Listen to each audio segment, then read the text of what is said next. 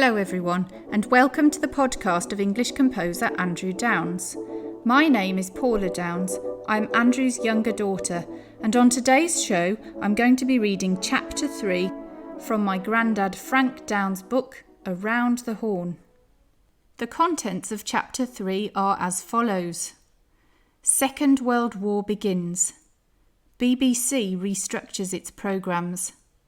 Birmingham, Cardiff and Belfast orchestras disbanded. BBC Symphony Orchestra in Bristol. Paul Beard. Blitz, air raids, Boult, Sargent. Dunkirk, 1940.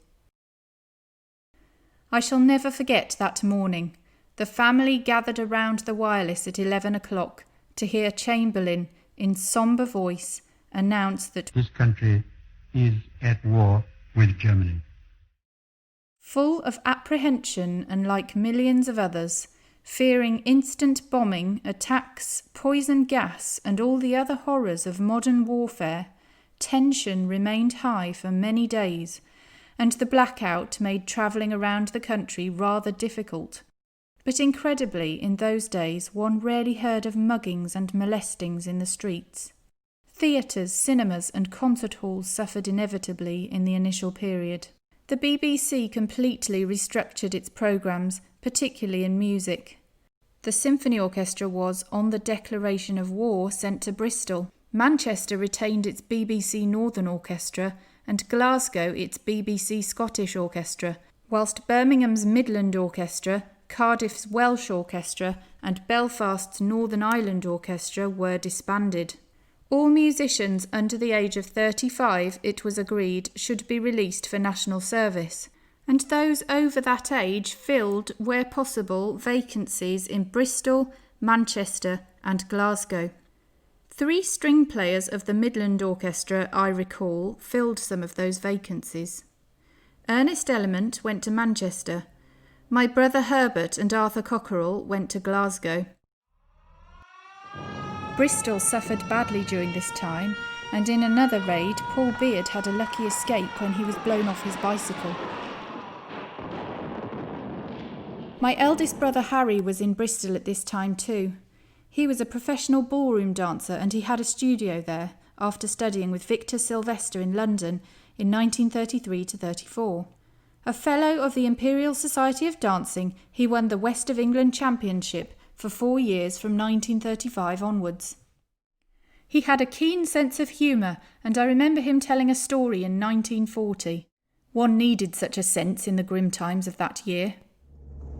Apparently, he was driving to Cheddar to give a demonstration when, approaching a crossroads a few miles away, he was uncertain of the way.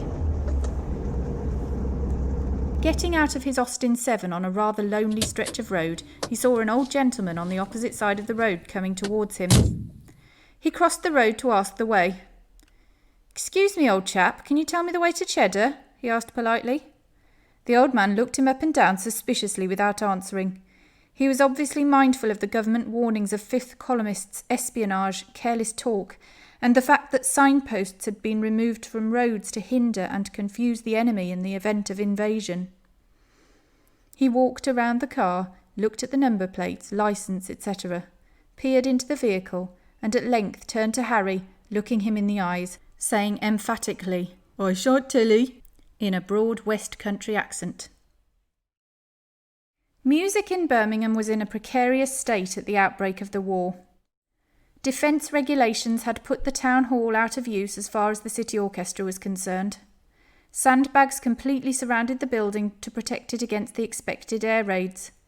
These did not materialise, and in October of 1939 a series of concerts was arranged in the large theatre of the Midland Institute, conducted by Victor Helly Hutchinson, and, mainly because of the blackout, all concerts were arranged to take place in the afternoon. This then was my first opportunity of playing horn in the City of Birmingham Orchestra. The concerts proved popular and successful, and they were continued in rather more convivial surroundings at the West End Cinema. Guest conductors included Clarence Raybould, Basil Cameron, Julius Harrison and Warwick Braithwaite, and an outstanding violin soloist in one concert was Thomas Matthews playing the Beethoven Concerto.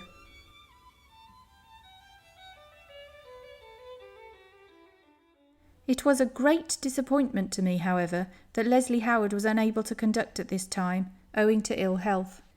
This disappointment was short-lived.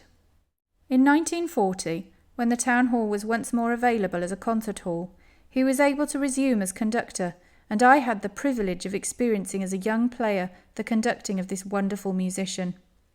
I remember on one occasion, about a couple of days before a concert, the secretary of the orchestra, a remarkable man named Shepherd, who in those austere days seemed to be secretary, librarian, orchestral manager and third trumpet when required, called me into the office and asked if I would go to Mr. Howard's house in Harborne Road. I was to take the fourth horn part of a Sibelius symphony, as he wanted to cue certain tuba parts into the fourth horn copy, which I was to play the following day. Apparently the tuba player had been called to the forces, and they had been unsuccessful in getting a replacement.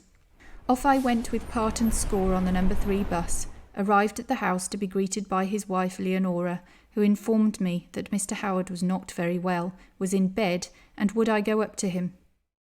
I will never forget how ill he looked that morning, propped up in bed.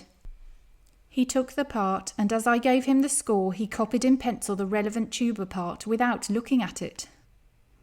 There were 2 other conductors who came to Birmingham during the following weeks, names which I had only previously read about and heard so often on the wireless: Sir Adrian Boult and Malcom Sargent. I remember very little of the latter's visit at that time, but do vividly recall Sir Adrian. There was a dignified modesty about his approach to the players, many of whom he addressed by name. From his days in Birmingham he even recalled the names of the porters. There was a complete lack of unnecessary gestures in his conducting, and another thing which impressed and surprised me was the fact that he read through a movement or piece without stopping before going into detail in further rehearsal. Air raids on the Midlands began in the latter months of 1940. Many nights were spent in shelters, and the devastating raid on Coventry in November shocked and stunned everyone. Sirens seemed to be wailing day and night. Periods of silence from them seemed to be few and far between. I remember Constant Lambert coming to the town hall to conduct a recording of the Tchaikovsky Romeo and Juliet overture, and halfway through the master recording, the siren on the roof of the town hall moaned away. We had thus made the only recording of that overture with air raid warning accompaniment. That record, of course, is now in the archives. Heavy falls of snow came to see out the end of a year in which Dunkirk in the summer and now air attacks on our towns and cities brought spirits to a low ebb. The snow in places was several feet deep. Transport came almost to a standstill, and I remember walking to Birmingham with my French horn in order to fulfil a Sunday afternoon concert at the old Repertory Theatre. When I set out early on that bitterly cold morning, I had serious doubts as to whether I should reach the city, but my hopes rose when I saw a single-deck Midland Red bus approach the bus station. After much consultation with his conductor, the brave driver decided to take the hazardous journey back to Birmingham. I was the only passenger. We skidded and slithered our way to the Scott Arms pub at Great Bar before the driver gave up and decided he could go no further. I had no alternative now and began to walk the next 6 miles to the city. At Perry Bar, at the junction of Aldridge Road, nearly 4 miles from Birmingham, I saw 2 lonely figures ahead, one carrying a violin case. Incredibly, it was the conductor of the orchestra, Harold Gray, and Norris Stanley, the leader, who was due to play the Max Bruch G minor concerto. They had walked from Sutton Coldfield. We had very little time for rehearsal of the programme, which also included Haydn's Symphony 102. Eric Blom, the critic of the Birmingham Post, was extremely diplomatic and wrote mainly about the orchestra's valiant efforts in overcoming the elements.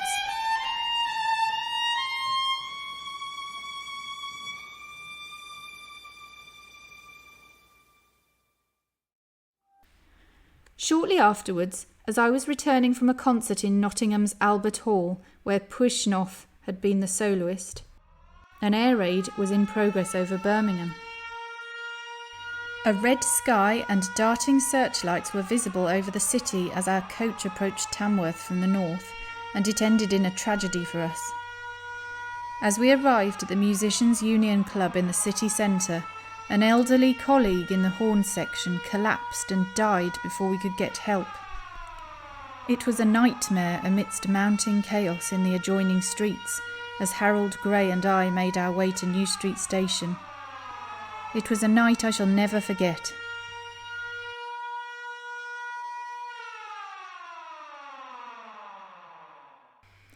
Appointed associate conductor to Leslie Howard in 1932, one only has to read the excellent book written by Beresford King Smith, The First 50 Years, to see the enormous contribution Harold Gray made to the progress of the City of Birmingham Symphony Orchestra. His vast repertoire of orchestral music and opera surely made him one of his generation's most experienced conductors. The sincerity and integrity of his personality shone through his performances, and I recall in the late 1960s his cycle of the 6 symphonies of Nielsen, a composer with whom he seemed to have a special affinity. The CBSO has cause to be grateful in so many ways, not least for his absolute reliability in difficult situations. In the 1956-57 season, for instance, when Beecham was taken ill, Harold took over at very short notice a performance of the Liszt Faust Symphony, studied the score from 4 p.m. to 4 a.m. and produced a stunning performance of the work. To end this podcast, I am going to play Andrew Downes Symphony No.2, First Movement, performed by the Czech Philharmonic Orchestra under Ondřej Vrabec for the Artismon label. I believe this movement depicts the fear and melancholy experienced by my grandad during this terrifying period. There are also sections that sound like air raids and bombs with angular strings, wailing ostinatos and loud percussion. There is also a sense of hope in parts, which to me is the depiction of the excitement of my grandad of performing such great music alongside such great musicians.